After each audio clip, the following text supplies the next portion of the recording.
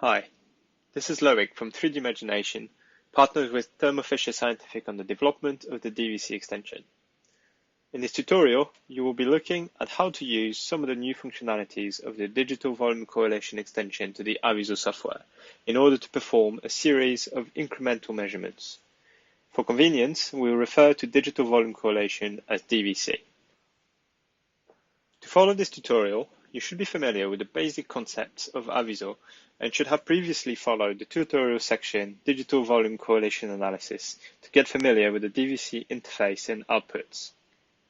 We also recommend reading the Incremental Global Digital Volume Correlation tutorial, which covers the same case study. The data used in this tutorial is courtesy of ENS Paris-Saclay and corresponds to an in-situ tensile test of a nodular graphite cast iron specimen. First, it is important to note that when looking at a set of deformed datasets, the strategy for processing the series will change whether the cumulated strains are small or large, since the strain calculation will need to be adapted above 5% cumulated strain. The estimated cumulated strain level can be determined using either a quick coarse DVC computation or a manual measurement. Here, we will be looking at the strategy to follow if the cumulated strain level for the series is superior to 5%, as direct correlations with the reference image can be difficult or no longer possible. For details regarding the approach for strain inferior to 5%, please refer to the Incremental Global Digital Volume Correlation tutorial within the Aviso User's Guide. Here, we will first be describing the different steps in order to process a series of volumes in the deformed configuration, then looking at the automation of the whole process using the module Incremental Global Digital Volume Correlation. Start by loading the reference volume cast iron tensile ref.am, found in Data, Tutorials, X volume correlation. The reference configuration will be denoted by the index 0. Then also add in the two deformed volume, cast iron tensile 01 LGD and cast iron tensile 02 LGD. And finally, load the reference mesh cast iron tensile mesh 50.am. A separate tutorial on preparing such a mesh can be found on the Extra platform. To start with, attach an autoslice to each of the grayscale volumes and link their slice number and orientation to the reference volume. Now set the orientation pole to XZ and the slice number to 27. We can now leave the first autoslice on and toggle on and off autoslice 2 and autoslice 3 in order to visualize the internal deformation. For information, the expected average strains for the first and second volumes are about 3.5 and 5%, although local strains can reach up to 7 and 20% respectively. Now, attach a DVC Global Approach module to cast iron tensile ref. Set the deformed volume to cast iron tensile 01, the reference mesh to cast iron tensile mesh 50, and the max iterations to 100. Click Apply. The calculation will go through iterations and converge in less than 100 iterations. Convergence is achieved when the displacement increment norm is smaller than 0.001, which can be checked in the log file at the end of the computation. In order to identify results more easily, rename the resulting displacement field as DISP01 and the strain as strain01. The first part of the calculation is now done. To view the displacement field, create a displacement view module from Display. You can then adjust the scale of the vectors from this module and the color map from the magnitude of the displacement field that was automatically attached to the result of the DVC. Additionally, you can extract component of either the displacement or strain field using the module Extract Scalar Component. For example, extract the Z component of the displacement field. and the EZZ component of the strain. You can now use grid view modules to visualize those scalar fields, rendering the values either interpolated from the nodes for UZ or per cell for EZZ. Create a grid view on UZ and adjust the color map to physics. Create another grid view on EZZ and adjust the value mapping to cell values. Now split the viewer into two and show the first grid view on the left only and the second on the right only. Link the viewers, and you can now show both of these side by side using the two viewer mode with vectors shown as well as UZ on the left and EZZ on the right. We can now see that the deformation of the sample was well captured and notice the heterogeneity of the strain field along the Z direction. Using new modules in the DVC extension, such scalar fields can now be converted into a spreadsheet or volume for further processing. Start by simply creating a Convert DVC Output to Spreadsheet module onto UZ and click Apply.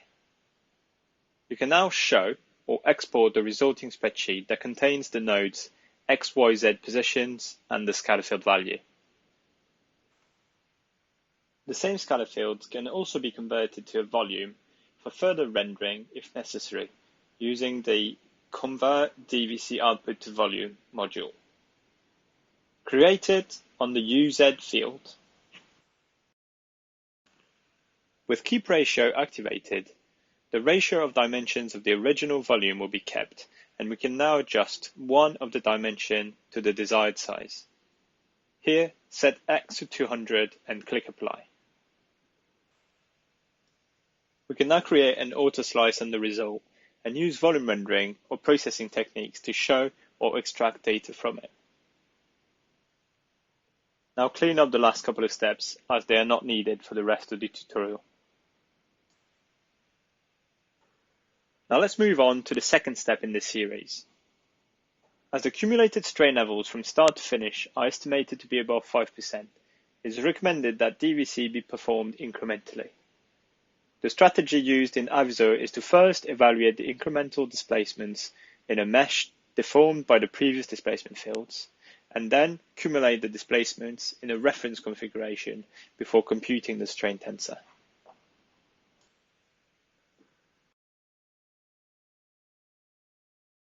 So in order to proceed to our second DVC step, we first need to deform the reference mesh by the computed displacement field.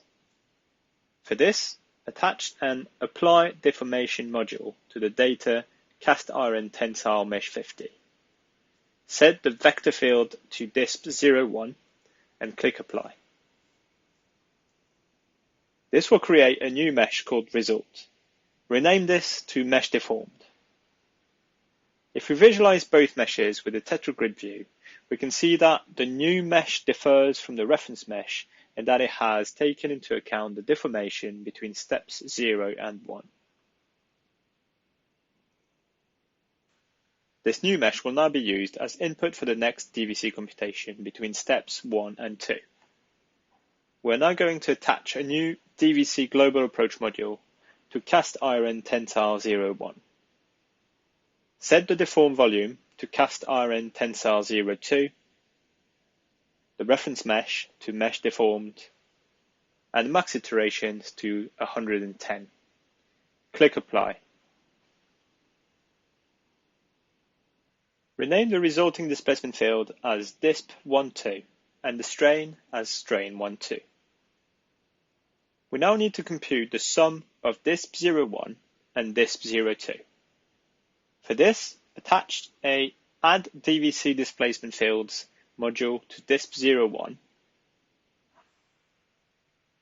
Select disp12 as field 2 and click Apply. A copy of the DVC mesh linked to field 1 will be created, and the summed displacement field will be attached to it. Rename it as disp02. as this is now the displacement field to go from the reference state to the second deformed dataset.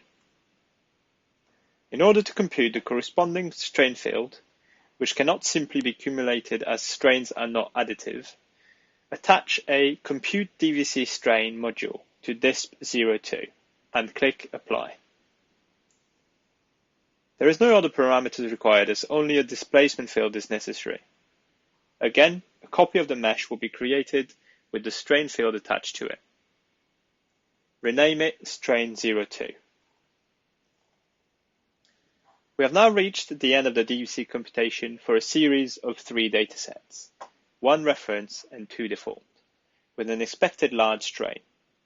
If necessary, you can now simply repeat all steps after the Apply Deformation module to process more deformed datasets, checking at every step that the global DVC result is correct, which you can check via the residual map and the convergence of the algorithm.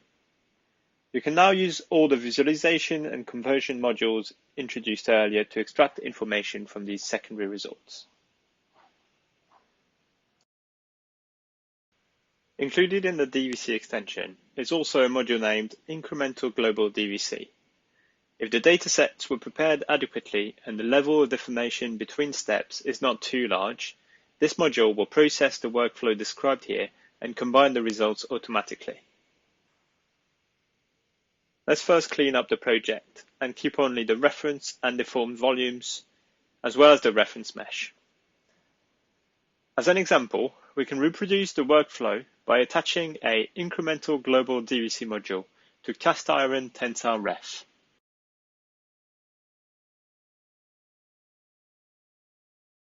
Set the deformed volume 1 to Cast Iron Tensile 01, deformed volume 2 to Cast Iron Tensile 02, and the reference mesh to Cast Iron Tensile Mesh 50.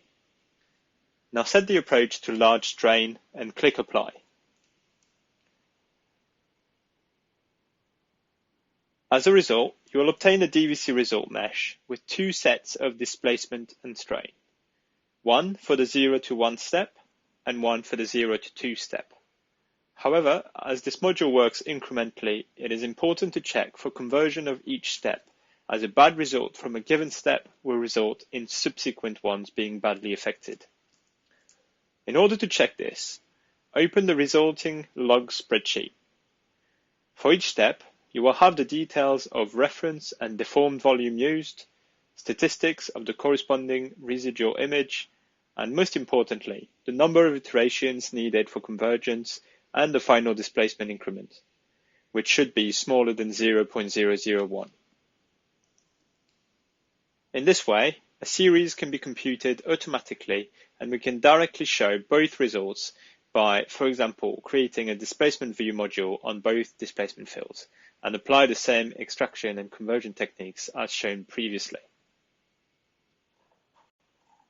As a summary, in this tutorial, you should have learned how to use some of the most recent modules within the DVC extension, optimize their parameters, check for the validity of the results, and how to visualize the results of the computation.